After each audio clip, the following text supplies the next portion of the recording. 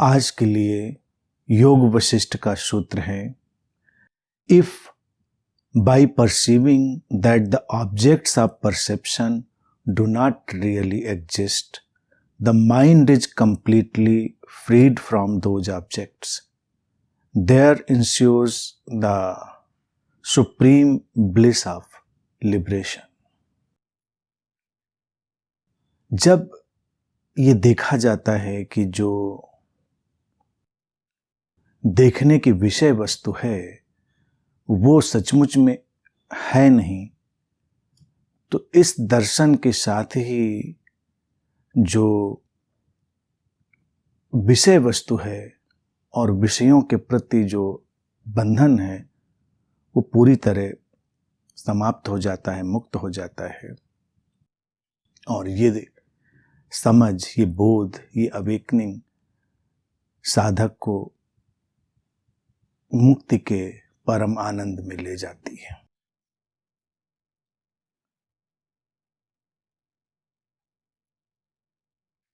देखना हमारे जीवन की सबसे महत्वपूर्ण घटनाओं में से है। हम देखते हैं और हम देखने के कारण ही अपना एक संसार निर्मित करते हैं। हमारा अपना देखने का ढंग, हमारी अपनी दृष्टि, वो एक हमारे कल्पना लोक का निर्माण करती है। सूत्र कहता है कि जब सचेतन रूप से ठीक से देखा जाता है तो ये पाया जाता है कि देखने की कोई विषय वस्तु नहीं है। सूत्र साधारण भी है और थोड़ा सा अगर हम उसको उस परिप्रेक्ष्य में ना देखें तो जटिल भी है, क्योंकि हमारी आदत ही हो चुकी है हर चीज को एक विषय वस्तु में बदल देने की। जीवन में जो बात विकास लाती है, सुविधा लाती है और एक सर्वांगीण जो खिलावट है उसकी तरफ हमको ले जाने में सहायक होती है, एक बिंदु पर हमें उसके पार भी जाना होता है। अगर हम उसके पार नहीं जा पाते हैं तो अटकाव होता है। मानवीय जीवन की यही प्रक्रिया है और यहीं पर प्रत्येक साधक उलझता है। वो एक डेफिनेट निश्चयात्मक उत्तर की तरफ यात्रा करना चाहता है कि या तो ये ऐसा है या तो ये वैसा है। सूत्र कहता है कि ये यात्रा के अनुसार तय होगा कि क्या क्या है और क्या क्या नहीं है। विषय वस्तुओं का होना उसी तरह की घटना है जिसको मैंने मन को समझाने के लिए और ईगो को समझाने के लिए उपयोग में सबके सामने रखा था, फंक्शनल और फिक्शनल। फंक्शनल जो है वो कभी मिटता नहीं। फिक्शनल सबका अलग अलग होता है, उसमें सब अपनी अपनी कहानी बनाते हैं। ये जो फिक्शनल फंक्शनल का भेद है ये जान लेने के बाद ये सूत्र भी समझ में आ जाता है और न जाने कितनी बातें समझ में आ जाती, सारी गुत्थियां सॉल्व हो जाती। भारतीय दर्शन की एक सुंदरता रही जिसकी मैं बार बार चर्चा करता हूं, सर्जन और विसर्जन। कुछ चीजें निर्मित की जाती हैं जिससे एक उद्देश्य पूरा हो और फिर उनको हम समाप्त कर देते हैं जब उद्देश्य पूरा हो जाता है। विषय वस्तुएं, जैसे लोगों को लगे क्या वो है नहीं कुछ, हमने एक पेड़ देखा तो पेड़ नहीं है क्या, हमने एक कोई पदार्थ देखा तो क्या पदार्थ नहीं है। सूत्र कह रहा है उस दर्शन से, सचेतन दर्शन से पता चलता है कि वो सचमुच में है नहीं। That perception do not really exist, सचमुच में नहीं है। तो ये भ्रम होता है कि क्या सचमुच में नहीं, वो तो है, पेड़ तो अपनी जगह है, पेड़ पे खिला फूल पत्ता अपनी जगह है, एक चट्टान पड़ी थी वो भी अपनी जगह पर है। तो क्या मिटा? हमने जो अपने नाम देने से, अपने अनुभवों स्मृतियों के अनुसार उनको कोई टैग देने से उनका जो निर्माण किया था वो समाप्त हो गए। एक कैमरा अगर हम लें और कैमरे से हम सारी चीजों को देखें, रिकॉर्ड करें, कैमरे के लिए सब बस एक प्रकाश और छाया का खेल है। कहीं पर कोई प्रकाश टकराता है, वो लौट कर लेंस से गुजर कर रिकॉर्ड होता है, अलग अलग छवियां बनती हैं। लेकिन कौन छवि क्या है क्या नहीं है, कैमरे को इससे कोई बहुत बंधन नहीं बनता। इसीलिए वो निर्दोष रूप से सब कुछ को रिकॉर्ड कर सकता है, बिना किसी विकृति के, बिना किसी डिस्टॉर्शन के। लेकिन हमारे बीच में एक मन आ जाता है, एक स्मृतियों का तंत्र आ जाता है और वो फिर बताता है कि ये है। काम चलाऊ उपयोगिता के लिए प्रारंभ में तो अच्छा था कि हम पेड़ को जाने, ये आम का पेड़ है, ये बबूल का पेड़ है, ये नीम का पेड़ है। हम ये भी जाने तो ये भी सुंदर है कि इसकी ये उपयोगिता है, इसकी ये उपयोगिता है, इसमें ऐसे फल लगते हैं, इसमें ऐसे फूल लगते हैं, इसमें ऐसे कांटे लगते हैं। ये सब सामान्य उपयोगिता जानकारी के लिए बिल्कुल बेहतर है। लेकिन हम क्या करते हैं कि फिर हम इस आदत को इतना बड़ा कर देते हैं, इतना व्यापक कर देते हैं कि सब जगह हम उसको लगाते हैं और फिर उसकी जो मौलिकता है, उसकी जो जीवंतता है, जो उसकी ओरिजिनलिटी है, उसको समाप्त कर देते हैं। हमारे लिए एक व्यक्ति भी जीवन की एक सतत प्रवाहमान धारा नहीं रहता, वो एक टैग हो जाता है, एक लेबल हो जाता है। हम जब किसी का नाम लेते हैं, किसी को कोई उपाधि देते हैं, किसी को किसी संबंध के ढांचे में ढालते हैं, तो हमारे लिए वो बस वही हो जाता है। हम उस दायरे से बाहर उसको देखते ही नहीं, और यही हमको बंधन में डालता है।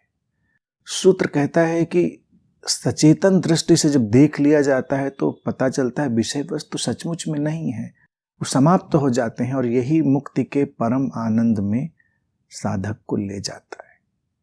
मुक्ति का परम आनंद कोई वायवीय, काल्पनिक, एब्स्ट्रैक्ट, इमेजिनरी फ्रीडम नहीं है।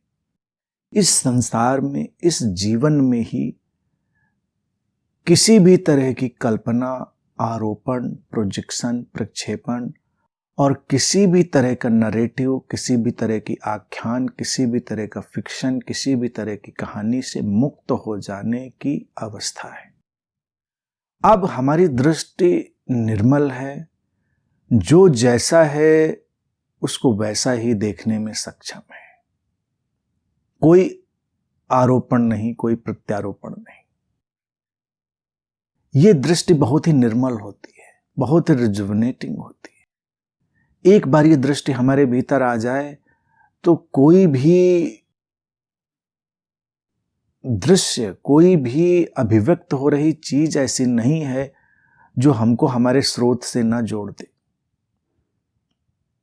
हम जहां कहीं होते हैं एक गहरे उल्लास और जीवंतता से भर जाते हैं, क्योंकि हम बिना किसी आरोपण के, बिना किसी प्रोजेक्शन के, बिना किसी प्रक्षेपण के देखने में सक्षम हो जाते हैं। यही है विषय वस्तुओं का मिट जाना। संसार वहीं का वहीं रहता है। संसार की हमारी जो व्याख्या है, जो हमारा इंटरप्रिटेशन है, वो विदा हो जाता है। अब अगर हम संसार की पीड़ा की बात देखें, इसकी सफरिंग की बात देखें, तो क्या है? हम किसी भी बात के होने या ना होने की वजह से किसी भी तरह के दुख में नहीं जाते, सफरिंग में। हम उसकी अपनी व्याख्या के कारण दुख में जाते हैं, सफरिंग में जाते हैं। एक बीमारी भी किसी को हो तो बीमारी कष्ट का विषय है, सफरिंग का नहीं। दुख या सफरिंग बिल्कुल अलग चीज है। कष्ट है, उसको देखा, कष्ट का जो निवारण हो सकता है वो हम करेंगे, बात समाप्त हो गई। लेकिन व्यक्ति फिर उस कष्ट की व्याख्या शुरू करता है, उसका विश्लेषण शुरू करता है, उस पर अपनी कल्पनाएं, स्मृतियां सब लगाता है, और फिर बात कुछ की कुछ होती चली जाती है, हम कहीं के कहीं पहुंच जाते हैं। वो हमको पीड़ित करता है, हमको दुख में ले जाता है।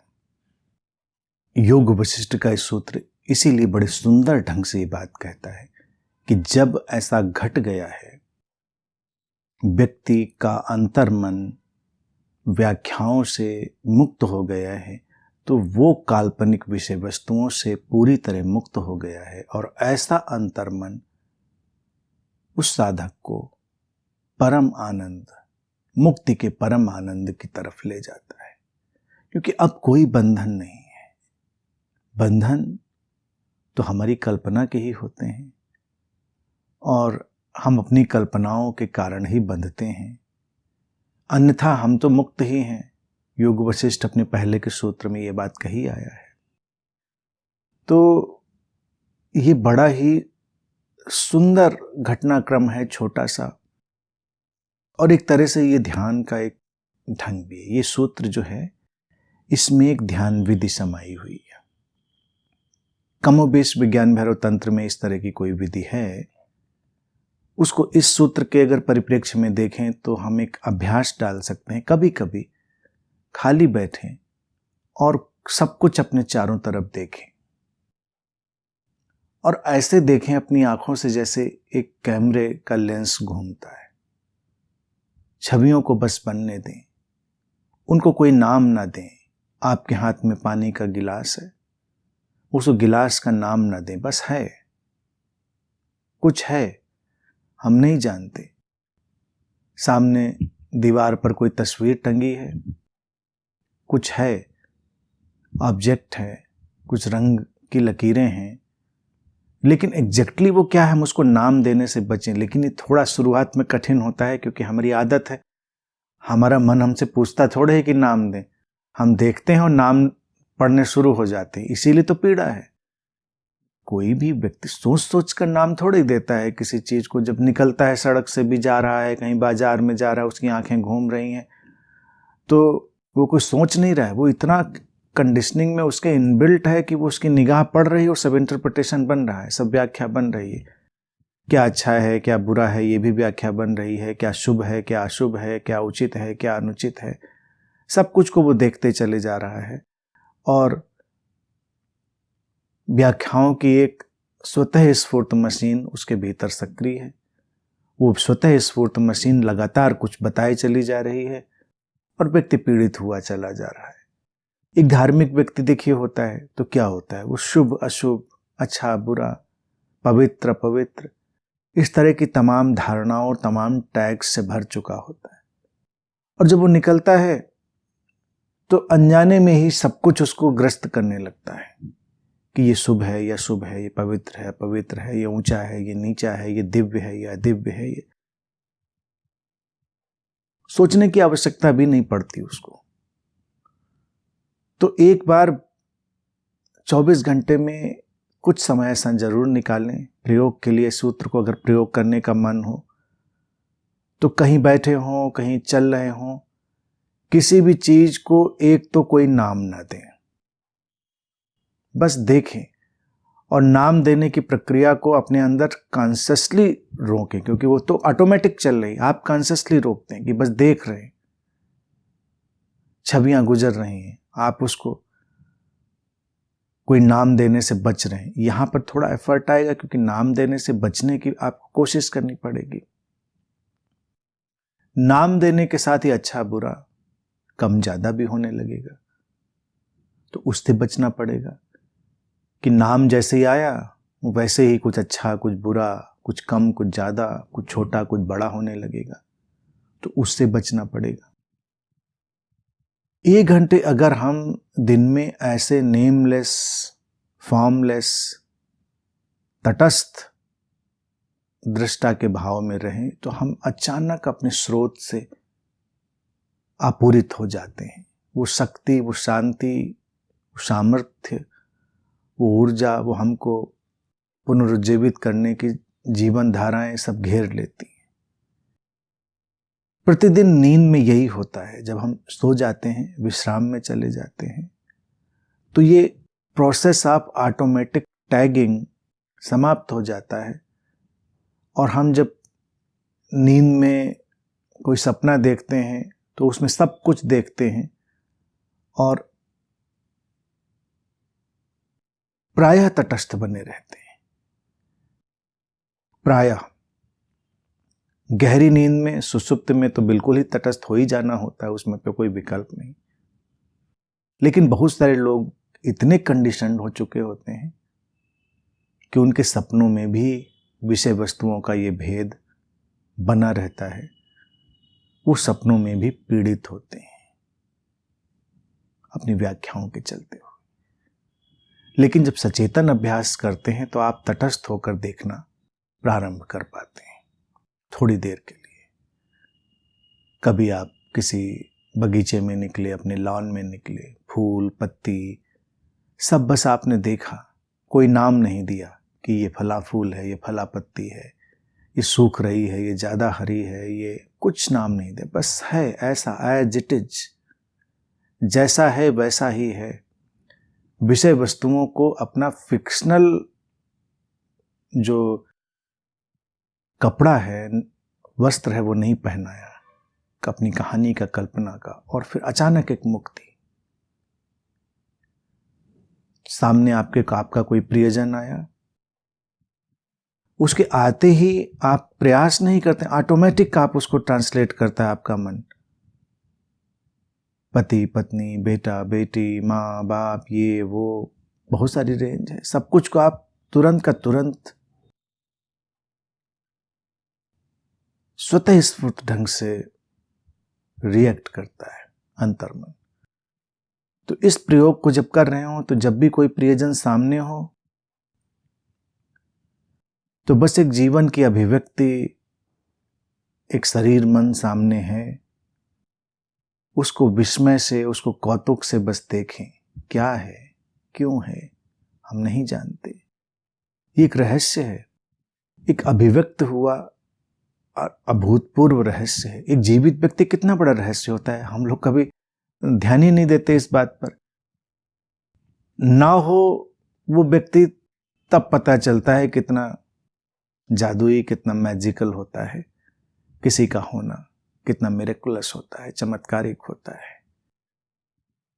तो अपने प्रियजन के सामने अब ये बताने की आवश्यकता नहीं, लेकिन इस ध्यान का प्रयोग इस सूत्र के परिप्रेक्ष्य में अगर करना है, विषय वस्तुओं से मुक्त होना है, तो उसको बस एक विशुद्ध जीवन ऊर्जा की तरह देखें, जीवन की एक अनूठी अभिव्यक्ति की तरह देखें। कोई टैग न दें, मेरा, तुम्हारा, किसी का, सुंदर असुंदर, कम ज्यादा, छोटा बड़ा, कोई नाम ना दें, कोई टैग ना दें, बस है वो होना मात्र। और जब ऐसे आप देखेंगे तो एक विस्मय, विमुग्धता, एक वंडरफुलनेस और एक जॉय हमको घेरेगा चारों तरफ से।